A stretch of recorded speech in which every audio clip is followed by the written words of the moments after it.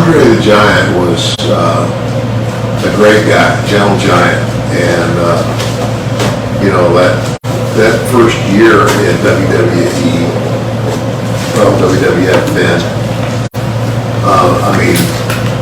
I spent a lot of time with Andre because, that's the other thing that Vince did. We call it the rub. It's kind of like he was trying to get me and my character over. Sure. So he puts me with somebody who's really over, which was Andre. Yeah. And so, we worked as a team there for quite a while. And he was a great guy. But you talking about a guy that can put it away. The stories of him.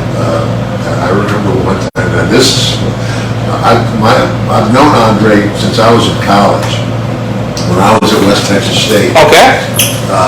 Andre came to wrestle, and of course, Amarillo is funk country. That's where they're from. Sure. There was back in the regional days of wrestling, that there was the headquarters of that territory was Amarillo. And so Andre's coming to Amarillo to wrestle. I'm in school at WT. But they asked me if I would take him out after the show. Oh boy. And they wrestled, wrestling in Amarillo was always on Thursday night.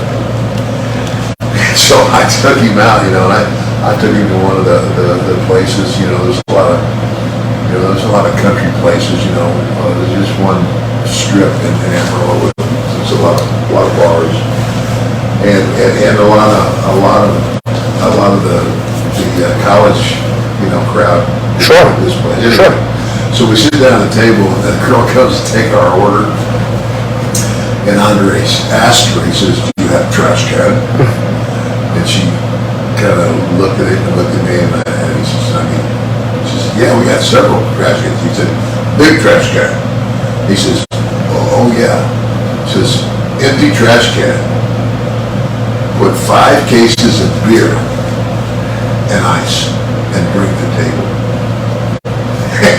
What was the reaction? That girl, she looked at me like, "Is he serious?" And I said, "I would do it." They did it.